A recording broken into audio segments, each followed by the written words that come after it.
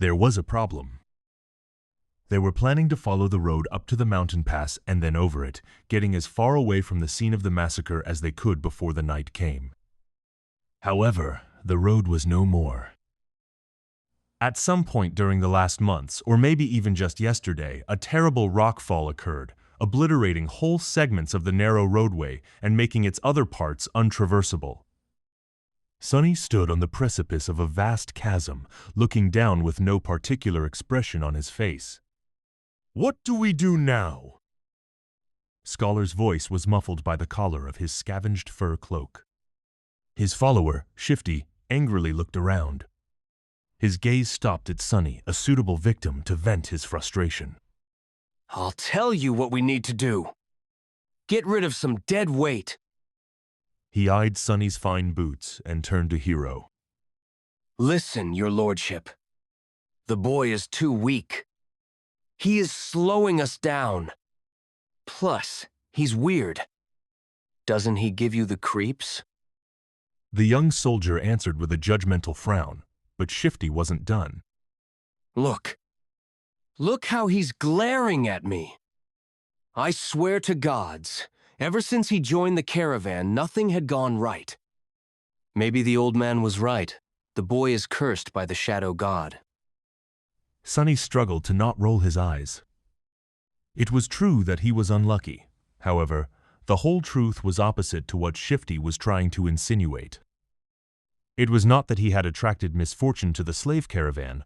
On the contrary, it was because the caravan was doomed to begin with that he had ended up here. But I've never said that. Whatever. Shouldn't we get rid of him just in case? He can't go on for much longer anyway. Scholar gave Sonny a strange look.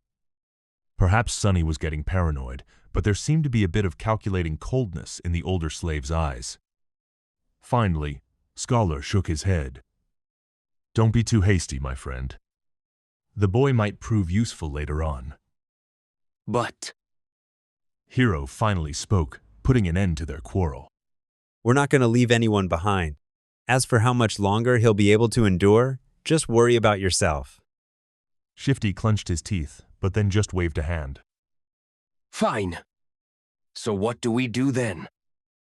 The four of them looked at the broken road, then down the slope of the mountain, and finally up, where a sheer cliff wall was broken apart by the falling rocks. After a bit of silence, Scholar finally spoke. Actually, in the old days, there used to be a path leading to the peak of the mountain. It was sometimes used by pilgrims. Later, the Empire had widened parts of the path and built a proper road on top of it, now leading to the mountain pass instead of the peak, of course. He looked up. The remnants of the original path should still be somewhere above us. If we reach it, we should be able to find our way back to the undamaged section of the road. Everyone followed his gaze, shifting uncomfortably at the prospect of climbing the treacherous slope. Except for Hero, of course, who remained as calm as a saint. Due to the rockfall, the slope wasn't an almost vertical wall anymore, but still, the incline was quite sharp. Climb that? Are you insane? Do you have a better idea? No one did. After a bit of preparation, they began the ascent. Shifty and Scholar stubbornly carried the weapons they had picked up off the dead soldiers' bodies, but Sonny, with some regret, decided to leave his newfound short sword behind. He knew that this climb was going to test the limits of their endurance. The sword might not have seemed to be that heavy right now, but every extra gram of weight was bound to feel like a ton all too soon. As the weakest member of the group, he was already struggling to keep up, so there wasn't a lot of choice. Shedding a few kilograms of iron was the right thing to do. Walking up the mountain road with the weight of the supplies on his shoulders was already hard enough, but climbing up the mountain itself turned out to be pure torture. Just half an hour later, he felt like his muscles were going to melt, with his lungs on the verge of imploding. Clenching his teeth, Sonny continued to move forward and up. He had to constantly remind himself to watch his footing, too.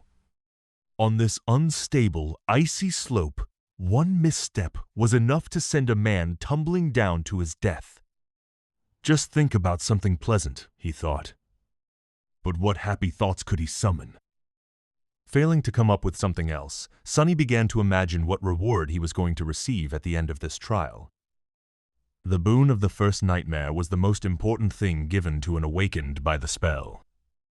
Sure, later trials could provide them with more abilities and vastly improve their power. But it was this first one that determined what role an awakened would be able to play, how great their potential would be, and what price they would have to pay, not to mention giving them the necessary tools to survive and grow in the dream realm. The main benefit of the first nightmare's boon was simple, yet possibly the most important. After completing their trial, aspirants were bestowed with the ability to perceive and interact with soul cores.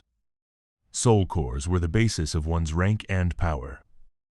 The stronger your core was, the greater your might would grow.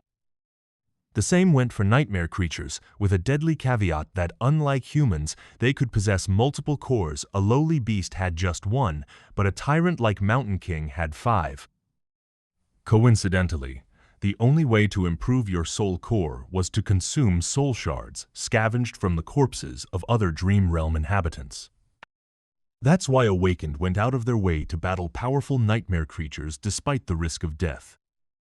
The second benefit was less straightforward, but nevertheless vital. After completing the first nightmare, aspirants were elevated to the rank of dreamers colloquially known as sleepers and gained access to the dream realm itself. They would enter it on the first winter solstice after passing the trial and remain there until an exit was found, thus becoming fully awakened. That time, between finishing the first nightmare and entering the dream realm, was very important, as it was the last chance to train and prepare yourself a person would receive. In Sonny's case, that time was only about a month, which was as bad as it gets. And then there was the final benefit, unique to every aspirant passing the trial, the first aspect ability. This was the magic power that elevated Awakened above mundane humans. Aspect abilities were diverse, unique, and powerful. Some could be categorized into types like combat, sorcery, and utility, but some were simply beyond imagination. Armed with the power of their abilities, Awakened had been able to save the world from the flood of nightmare creatures. However, that power came with a catch. With their first ability, every Awakened also received a flaw, sometimes called the counter. These flaws were as diverse as abilities, ranging from comparatively harmless to crippling, or in some cases, even fatal. I wonder what type of ability a temple slave would get, Sonny thought, not too optimistic about his prospects. The choice of flaws, on the other hand, seems to be almost limitless. Let's hope my aspect will evolve at the end of this fiasco. Or even better, change completely. If the aspirant performed especially well, there was a chance of his given aspect going through an early evolution. Aspects, just like soul cores, had ranks based on potential power and rarity. The lowest rank was called Dormant, followed by Awakened, Ascended, Transcendent, Supreme, Sacred, and Divine, although no one has ever seen the last one. With the amount of crap it had put me through, the spell, if it has any conscience, has to give me at least an Awakened aspect. Right? Or maybe even an Ascended one. Finally, there was a tiny possibility of receiving a true name, something like an honorary title bestowed by the spell to its favorite Awakened. The name itself had no benefit, but every famous Awakened seemed to have one. It was considered to be the highest mark of excellence.